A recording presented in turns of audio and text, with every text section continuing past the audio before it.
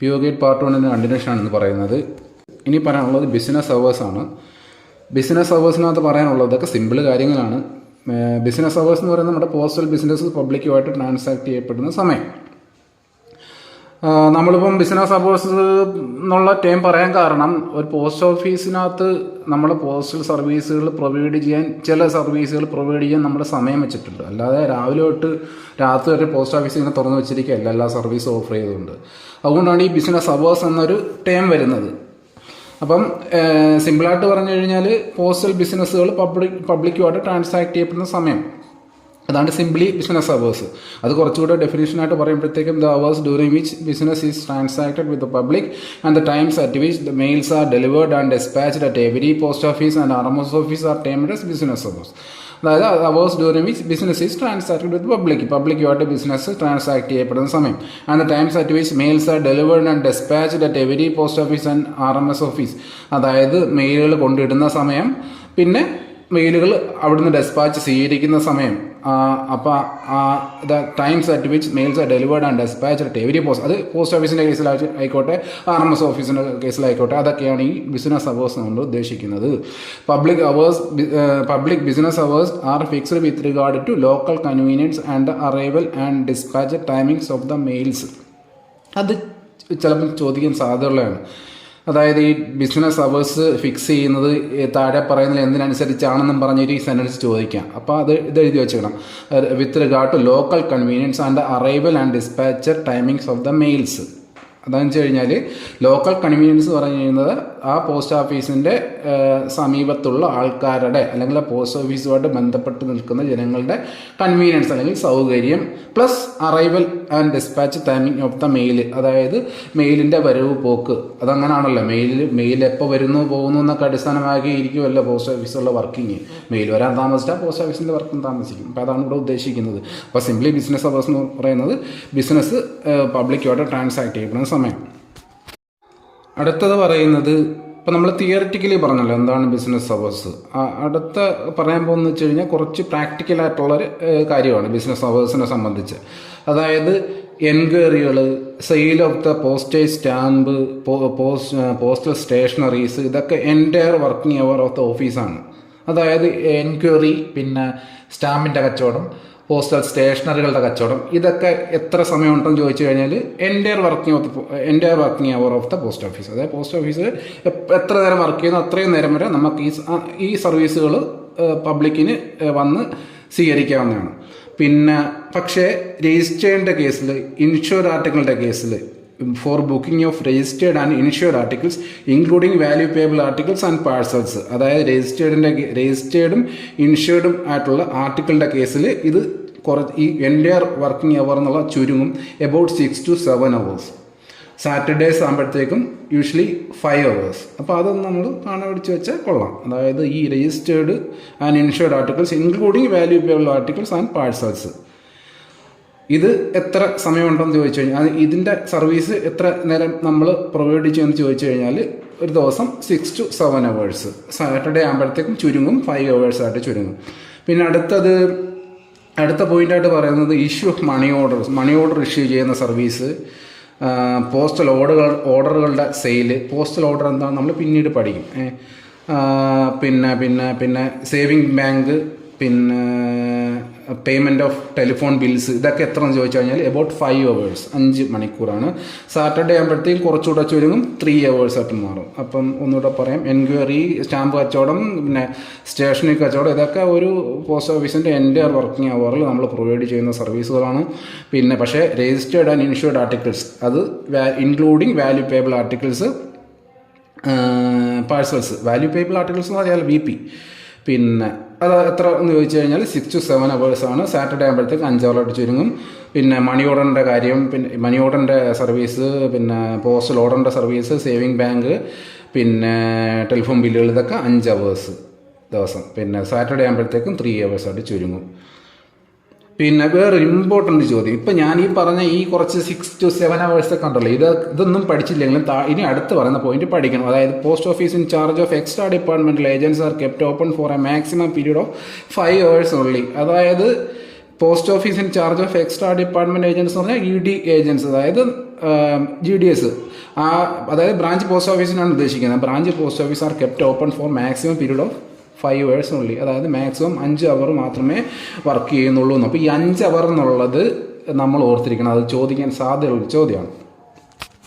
അടുത്ത വളരെ ചെറുതായിട്ടുള്ളൊരു പോയിന്റ് നമ്മൾ കടന്നു പോകണം, post office holidays. Post office holidays എന്ന് പറയുമ്പോഴത്തേക്ക് നമുക്ക് 17 ഹോളിഡേയ്സ് ഉണ്ട്. 17 ഹോളിഡേയ്സിനകത്ത് 14 എണ്ണമാണ് പെർമനൻറ്റ്, ബാക്കി 3 എണ്ണം സർക്കിൾ വൈസ് മാറുന്ന ചേഞ്ച് ചെയ്യുന്ന ഹോളിഡേയ്സ് ആണ്. അപ്പോൾ ഈ ഹോളിഡേയ്സിൻ്റെ എത്ര ഹോളിഡേയ്സ് ഉണ്ടെന്ന് ചോദിച്ചാൽ 17 ഹോളിഡേയ്സ് ഉണ്ട്. അതിൽ 14 പെർമനൻറ്റ്, 3 എണ്ണം വേരി ചെയ്യുന്നത്, സർക്കിൾ വൈസ് വേരി ചെയ്യുന്നത് മാത്രം പഠിച്ചു വെച്ചാൽ മതിയാവും. അല്ലാതെ ഇപ്പം ഈ പെർമനൻറ്റ് ഹോളിഡേയ്സ് ഏതൊക്കെയാണെന്ന് ചോദിച്ചാൽ Republic Day, Good Friday, Eid ul Fitr, Muharram, അങ്ങനെ ഒരു ലിസ്റ്റ് ഉണ്ട്. അപ്പോൾ അതൊന്നും നമ്മൾ പഠിച്ചിരിക്കേണ്ട, നമുക്ക് ആ എണ്ണം അറിഞ്ഞിരുന്നാൽ മതി. 14 പെർമനൻറ്റ് ഹോളിഡേയ്സും 3 സർക്കിൾ ടു സർക്കിൾ ചേഞ്ച് ചെയ്യുന്ന ഹോളിഡേയ്സ്. അതായത് സർക്കിൾ ടു സർക്കിൾ ചേഞ്ച് ചെയ്യുന്ന ഹോളിഡേയ്സ് എന്ന് പറഞ്ഞാൽ ഈ ഹോളി, ഓണം, പൊങ്കൽ, അങ്ങനെയുള്ള കാര്യങ്ങൾ. അത് ചിലയിടത്തൊക്കെ അല്ലേ ഉള്ളൂ, എല്ലായിടത്തും നമ്മൾ നാഷണൽ വൈസ് അത് സെലിബ്രേറ്റ് ചെയ്യുന്നില്ല. അപ്പം അങ്ങനെ ഉള്ള ചില സർക്കിൾ ടു സർക്കിൾ വേരി ചെയ്യുന്ന 3 ഹോളിഡേയ്സും ഉണ്ട്. അങ്ങനെ 14 + 3 = 17. അപ്പോൾ ഈ 14 + 3 17, ഈ 3 ഫിഗർ നമ്മൾ ഓർത്തിരിക്കണം, കാരണം അത് തിരിച്ച് മറിച്ചൊക്കെ ചോദിക്കാൻ സാധ്യതയുണ്ട്. How many holidays are observed in postal department? 14, 13, 17, 16. അപ്പോൾ ഉത്തരം 17 എന്നാണ്. പിന്നെ how many holidays in a year are compulsory in all circles? എല്ലാ സർക്കിൾസിലും ഒരു ഫൈനാൻഷ്യൽ ഇയറിൽ കമ്പൾസറി ആയിട്ടുള്ള ഹോളിഡേയ്സിൻ്റെ എണ്ണം എത്ര? അപ്പോൾ 14. പിന്നെ ഈ സർക്കിൾ വൈസ് ചേഞ്ച് ചെയ്യുന്ന എത്ര എന്നൊക്കെ ചോദിച്ചാൽ 3. Out of 17 holidays how many holidays vary from circle to circle? അപ്പം 3. അപ്പോൾ നമ്മൾ 3, 14, 17 ഈ 3 ഡിജിറ്റ് ഓർത്തിരുന്നാൽ മതിയാവും. ബാക്കി ഏതൊക്കെയാണ് ആ ഹോളിഡേയ്സ് നമ്മൾ ഓർത്തിരുന്ന കാര്യമില്ല. ഓക്കെ, അപ്പോൾ ആ ഒരു പോർഷൻ തീർന്നു. അടുത്തത് payment of postage, stamps and stationery. ഇത് നമ്മൾ സിലബസ് നോക്കിയാൽ മതി, സിലബസിലുള്ള അടുത്ത പോയിൻ്റാണത്. Payment of postage, stamps and stationery. അപ്പോൾ ഇത് വളരെ സിമ്പിളായിട്ടൊരു ടേമാണ്, നമ്മൾ ചുമ്മാ വായിച്ച് വെച്ചാൽ മതിയോ. അപ്പോൾ അതിനകത്ത് 9ാമത്തെ ക്ലോസിൽ പറയുന്ന ഡിസൈറബിലിറ്റി ഓഫ് പ്രീപേയ്മെൻറ്റ് ഓഫ് പോസ്റ്റേജ്. ചുരുക്കത്തിൽ പറഞ്ഞു കഴിഞ്ഞാൽ നമ്മൾ വേണ്ട രീതിയിലൊക്കെ കത്ത് മതിയായ രീതിയിൽ ആൾറെഡി പേ ചെയ്ത് അയച്ചു കഴിഞ്ഞാലുള്ള ഗുണം, അതാണ് സിമ്പിളി. അതായത് മതിയായ സ്റ്റാമ്പൊക്കെ ഒട്ടിച്ച്, അതായത് എത്ര സ്റ്റാമ്പ് ഒരു ആർട്ടിക്കിൾ ആവശ്യപ്പെടുന്നു അത്ര സ്റ്റാമ്പുകളൊക്കെ ഒട്ടിച്ച് നല്ല രീതിയിൽ അയച്ചു കഴിഞ്ഞാൽ ഉള്ള ഗുണം, അതാണ് സിമ്പിളി പറഞ്ഞാൽ. ഫുള്ളി പ്രീപെയ്ഡ് ആർട്ടിക്കിൾസ്, അപ്പോൾ ഫുള്ളി പ്രീപെയ്ഡ് എന്നാണ് അതിൻ്റെ English word. Fully prepaid articles will be forwarded at the earliest. അപ്പോൾ ആദ്യത്തെ പോയിന്റ് ഇതാണ്, ഫുള്ളി പ്രീപെയ്ഡ് ആയിട്ടുള്ള ആർട്ടിക്കിൾസ് ആദ്യമേ തന്നെ അത് ഫോർവേഡ് ചെയ്യപ്പെടും. And effected ever yes possible. Unpaid and partially paid articles are not afforded any greater security in transmission. അതായത് unpaid, paid ചെയ്യാത്ത, ഓർ പാർഷ്യലി പെയ്ഡ്, ഓർ ഭാഗികമായി പെയ്ഡ് ചെയ്ത, അതായത് ഇപ്പം 10 രൂപയുടെ സ്റ്റാമ്പ് ഒട്ടിക്കിൻ്റെ അടുത്ത് 5 രൂപയുടെ സ്റ്റാമ്പ് ഒട്ടിച്ച്, അതാണ് പാർഷ്യലി പെയ്ഡ്. അങ്ങനെ പാർഷ്യലി പെയ്ഡ് ആയിട്ടുള്ള ആർട്ടിക്കിൾസും are not afforded any greater security in transmission. അതായത് ട്രാൻസ്മിഷനകത്ത് വലിയ സെക്യൂരിറ്റി ഒന്നും ലഭിക്കുന്നില്ല അങ്ങനെയുള്ള ആർട്ടിക്കിളുകൾക്ക്. പിന്നെ over other unregistered mail and will detained for taxing postage due. അതായത് അങ്ങനെ അൺപെയ്ഡോ പാർഷ്യലി പെയ്ഡോ ആയിട്ടുള്ള ആർട്ടിക്കിളുകൾ ട്രാൻസ്മിഷൻ നടന്നുകൊണ്ടിരിക്കുന്ന സമയത്ത് ഡീറ്റെയിൻഡ് ചെയ്യപ്പെടുകയോ, അതായത് പിടിച്ചു വയ്ക്കപ്പെടുകയോ, ഫോർ ടാക്സിങ് പോസ്റ്റേജ് ഡ്യൂ അടിക്കുകയോ ചെയ്യും. അപ്പം ഈ ഒരു 3 പോയിന്റ് ഓർത്ത് വെച്ചിരിക്കണം. ഫുള്ളി പ്രീപെയ്ഡ് ആർട്ടിക്കിൾ ഏർലിയസ്റ്റ് ആയിട്ട് ഫോർവേഡ് ചെയ്യപ്പെടും. പിന്നെ അൺപെയ്ഡോ പാർഷ്യലി പെയ്ഡോ ആർട്ടിക്കിൾ ട്രാൻസ്മിഷനകത്ത് വലിയ സെക്യൂരിറ്റി ലഭിക്കുന്നില്ല. പിന്നെ അത് ഡീറ്റെയിൻ ചെയ്യപ്പെടുകയും ടാക്സ് അടിക്കുകയും ചെയ്യും. അപ്പോൾ ഇത് പഠിച്ചു വെക്കണം എന്ന് വെച്ച് കഴിഞ്ഞാൽ ഇത് വളരെ സിമ്പിളായിട്ടുള്ള കാര്യമാണ്. പക്ഷേ ചിലപ്പം ഇതിങ്ങനെ ഒരു ഡിസ്ക്രിപ്ഷൻ വൈസ് നമുക്ക് ചോദ്യം ചോദിക്കും. താഴെ പറയുന്നതിൽ പ്രീപേയ്മെൻറ്റ് ചെയ്താലുള്ള ഗുണങ്ങൾ എന്തൊക്കെ എന്ന് പറഞ്ഞിങ്ങനെ ഓരോ സെൻറ്റൻസ് വരും. അപ്പോൾ നമ്മൾ ഈ 3 സെൻറ്റൻസ് ഓർത്തിരുന്ന് കഴിഞ്ഞാൽ വലിയ രീതിയിൽ ആലോചിക്കാതെ നമുക്ക് ഉത്തരം എഴുതാൻ പറ്റും. നമുക്ക് ആലോചിച്ചാൽ നമുക്ക് ഉത്തരം കിട്ടും അതെന്തുവാന്ന്. പക്ഷേ നിങ്ങൾ വായിച്ചു വെച്ച് കഴിഞ്ഞാൽ നമുക്ക് വലിയ രീതിയിൽ ആലോചിച്ച സമയം കളയാതെ ഉത്തരത്തിലോട്ട് അങ്ങ് പോകാം. അപ്പോൾ ഏറ്റവും ഏർലിയസ്റ്റ് ആയിട്ട് ഫോർവേഡ് ചെയ്യപ്പെടും, സെക്യൂരിറ്റി ഇല്ല ട്രാൻസ്മിഷനകത്ത്, ഡീറ്റെയിൻഡ് ചെയ്യപ്പെടും, ഡ്യൂ അടിക്കപ്പെടും. ഓക്കെ, പിന്നെ അടുത്തത് പോസ്റ്റേജ്, സ്റ്റാമ്പ്സ് ആൻഡ് സ്റ്റേഷനറി. അപ്പോൾ അതറിയാലോ, അതാണ് സ്റ്റാമ്പിൻ്റെ കാര്യങ്ങളാണ് പറയുന്നത്. Payment of postage is normally to be effected by means of postage stamps. അതായത് പേയ്മെൻറ്റ് ഓഫ് പോസ്റ്റേജ് നമ്മൾ സ്റ്റാമ്പിൻ്റെ വഴിയാണ് നോർമലി നടത്തപ്പെടുന്നത്. Post office issues also certain items of stationery like envelopes, inland letter cards, post cards with the value of requisite stamp embossed on them. അതായത് India post office ഇതിൽ സ്റ്റാമ്പിന് പുറമെ എൻവലപ്പുകൾ ഇറക്കുന്നുണ്ട്, inland letter കാർഡുകൾ ഇറക്കുന്നുണ്ട്, post കാർഡുകൾ ഇറക്കുന്നുണ്ട്. അതിനകത്തൊക്കെ stamp എംബോസ്ഡായിട്ടുള്ള എൻവലപ്പുകളുണ്ട് എന്നൊക്കെയാണ്, post കാർഡുകളുണ്ട് എന്നൊക്കെയാണ് പറയുന്നത്. ഈ പോസ്റ്റ് കാർഡ് എന്താ, ലെറ്റർ കാർഡ് എന്താ ഒക്കെ നമ്മൾ വിശദമായിട്ട് ഇനി കുറേ പഠിക്കുന്നുണ്ട്. നമുക്കറിയാവുന്ന കാര്യങ്ങളാണ്, അങ്ങനെ പറഞ്ഞതേ ഉള്ളൂ. പിന്നെ postage charges can also be paid by means of proper impressions of franking machine or in certain cases in cash.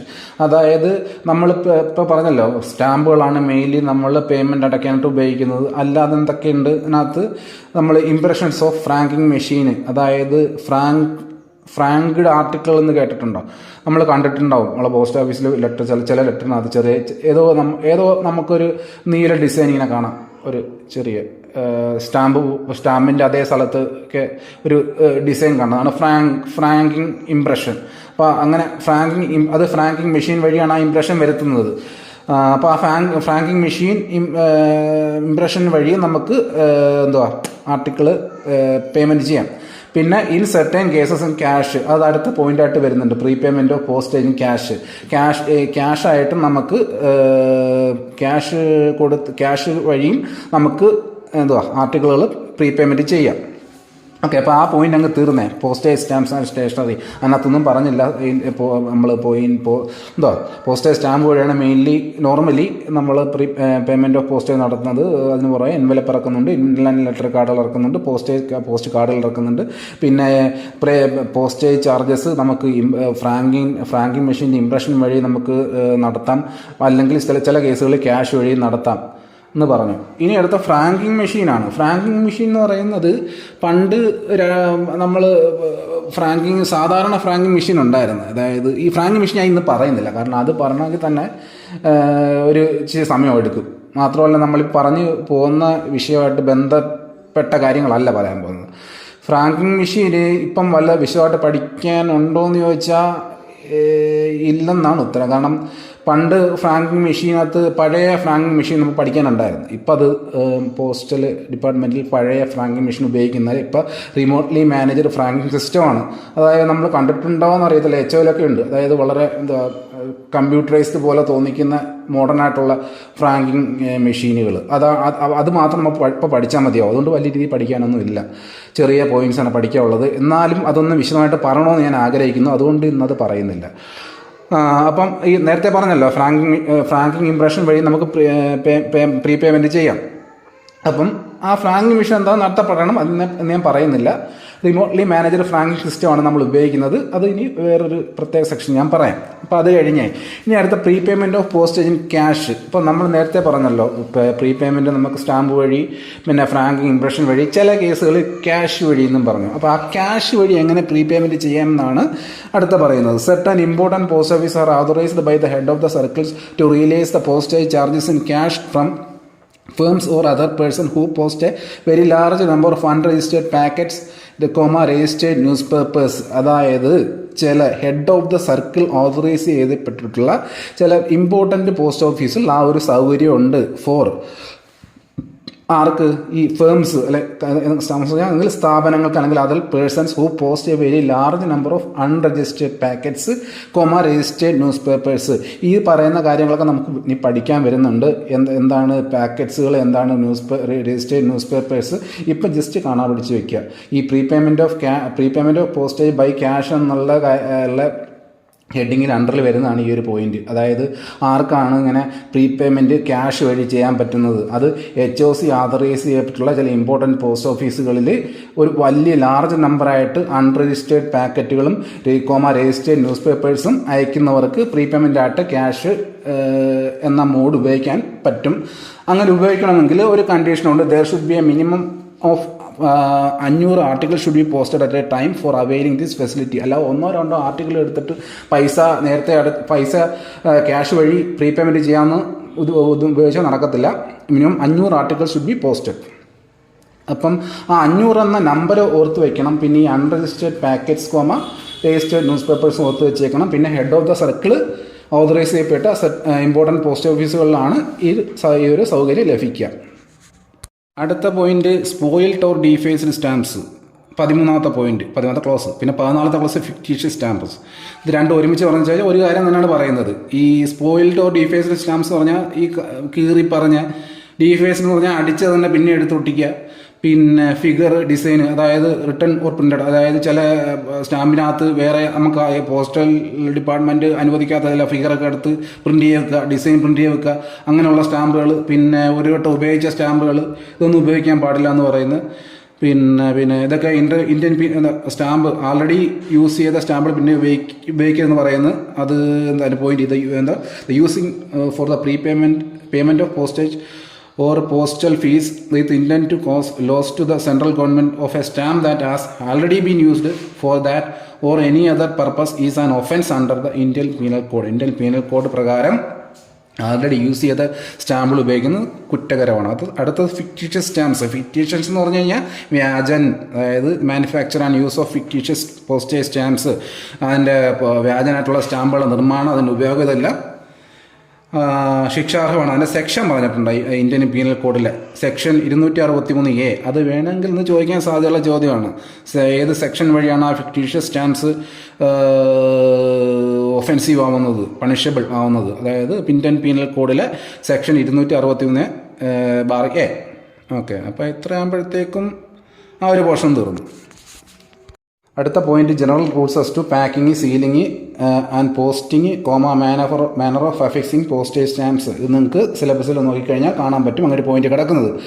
അപ്പോൾ ഇത് വളരെ ചവറായിട്ടുള്ള പോർഷനാണ്. അതായത് എങ്ങനെ പാക്ക് ചെയ്യാം, എങ്ങനെ സീൽ ചെയ്യാം എന്നുള്ള കാര്യങ്ങൾ പറഞ്ഞു പോകുന്നതാണ്. എന്നാലും നമ്മൾ അറിഞ്ഞിരിക്കണം, അതിൻ്റെ എക്സാം വൈസുള്ള ഒരു രീതി അറിഞ്ഞിരിക്കണം, അതെങ്ങനെ പറഞ്ഞു പോകുന്നതെന്നുള്ള. അതായത് ആദ്യത്തെ പോയിന്റ് പറയുന്നത് every letter, packet or parcel has to be stamped with the date stamp of at least 2 post offices and is liable to a great deal of pressure and friction in the mail bags during transit. All articles therefore which are likely to suffer from stamping of pressure should be packed in strong covers. Pack ചെയ്യുന്ന കാര്യം പറയാണ്. അതായത് എല്ലാ ലെറ്ററുകളും പാക്കറ്റുകളും പാഴ്സലുകളും minimum 2 post ഓഫീസിലെ day stamp എൻ്റെ മണ്ടയ്ക്ക് വീഴും, അറിയാമല്ലോ.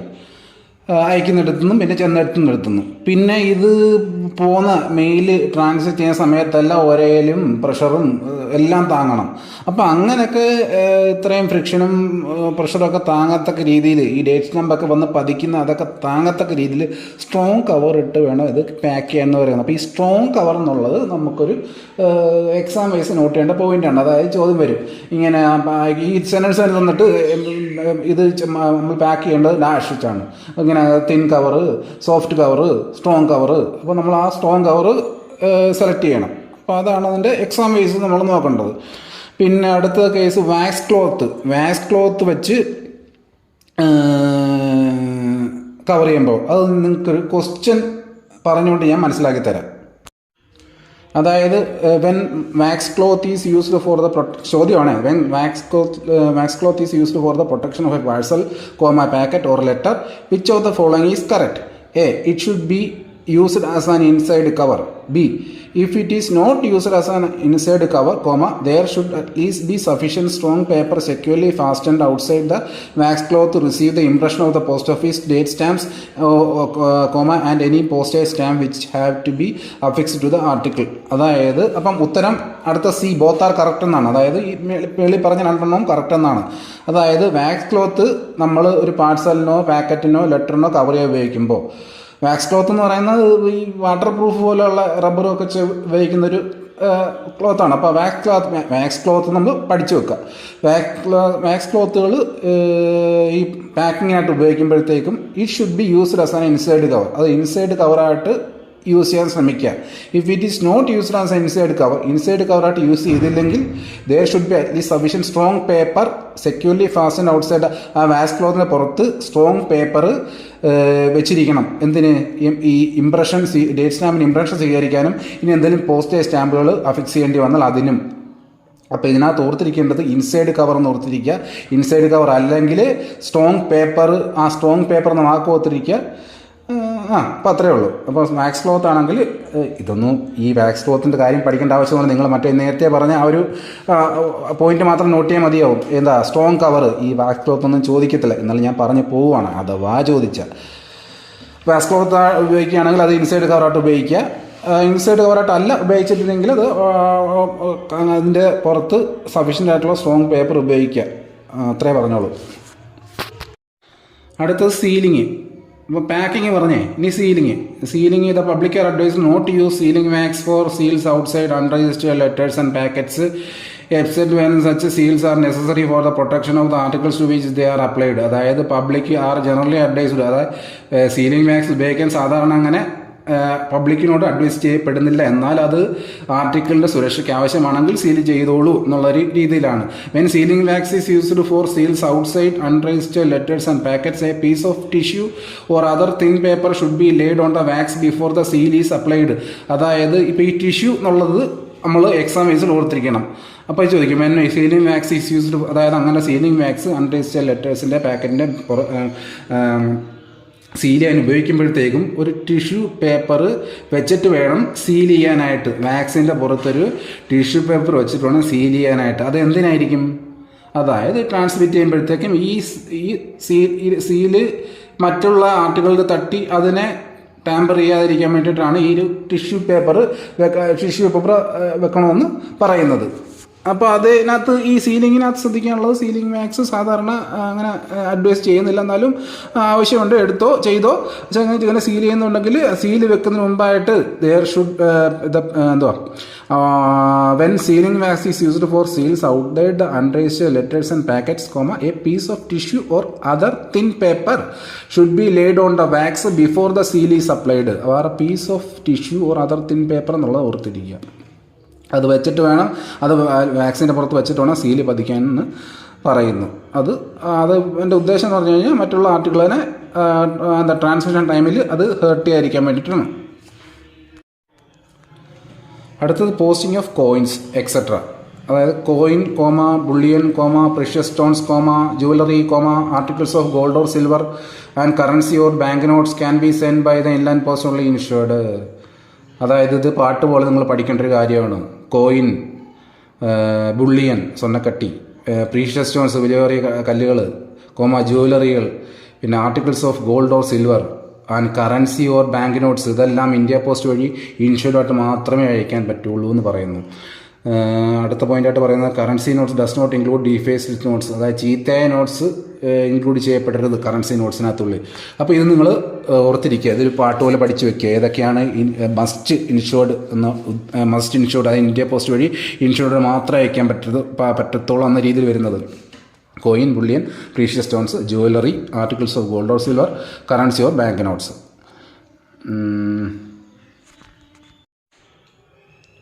അടുത്തത് 18ാമത്തെ ക്ലാസ്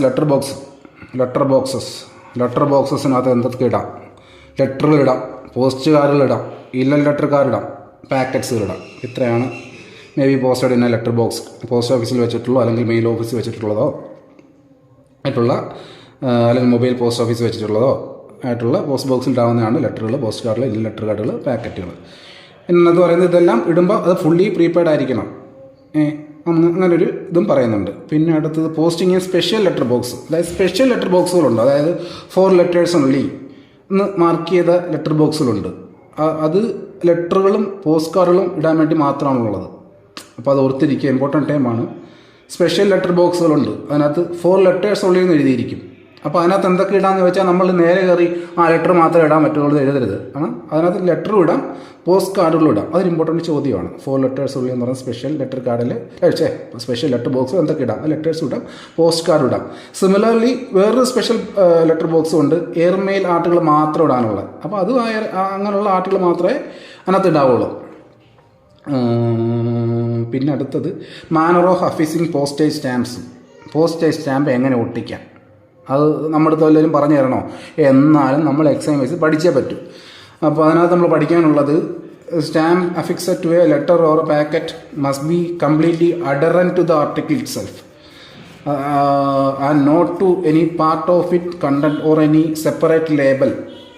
അതായത് സ്റ്റാമ്പുകൾ അഡറൻറ്റ് ടു ദ ആർട്ടിക്കിൾ, അപ്പോൾ അതൊരു പഠിച്ചു വെക്കേണ്ട ടേമാണ്.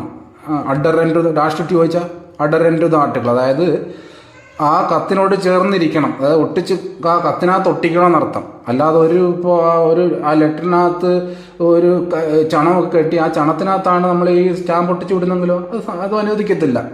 അതിനകത്ത് അഡറൻറ്റ് ടു ദ ആർട്ടിക്കിളിനകത്ത് തന്നെ ഒട്ടിക്കണം എന്ന് പറയുന്നു. പിന്നെ stamp should be affixed to the right hand top corner of the address side. RST corner അത് പഠിച്ചു വെച്ചേക്കുക. അത് ചോദിക്കാൻ സാധ്യതയുള്ള ചോദ്യമാണ്. എവിടെയാണ്, ഏത് കോർണറിലാണ് സ്റ്റാമ്പ് ഒട്ടിക്കുന്നത്? അപ്പോൾ RHT LHT കുറേ കോർണർ തരും, അപ്പോൾ നമുക്ക് തെറ്റിപ്പോരുത്. RHT കോർണറാണ്, റൈറ്റ് ഹാൻഡ് ടോപ്പ് കോർണർ. പിന്നെ അടുത്തത് 24ാമത്തെ clause, non postal stamps, charity stamps, labels, seals. അതായത് labels, stamps, seals or other markings or impressions which are mistaken. അതായത് ഈ എന്താ പറയുക, സ്റ്റാമ്പുകളായിട്ട് ചാരിറ്റി സ്റ്റാമ്പുകൾ, ലേബലുകൾ, ഇതൊക്കെ നമ്മുടെ സ്റ്റാമ്പുകളായിട്ടോ അല്ലെങ്കിൽ നമ്മുടെ സ്റ്റാമ്പ്സുമായിട്ടോ അല്ലെങ്കിൽ ഫ്രാങ്കിങ് മെഷീൻ്റെ അതിൻ്റെ ഇംപ്രഷനുമായിട്ടോ ഒക്കെ മിസ്റ്റേക്ക് ചെയ്യപ്പെടാൻ സാധ്യതയുള്ളൂ എന്നിട്ട് ഒട്ടിക്കരുതെന്നാണ് അത് പറയുന്നത്. അടുത്തൊരു ഇമ്പോർട്ടൻ്റ് ആയിട്ടുള്ള ചോദിക്കാൻ സാധ്യതയുള്ളൊരു അടുത്തൊരു ക്ലോസ് ആയിട്ട്, use of minimum number of postage stamps.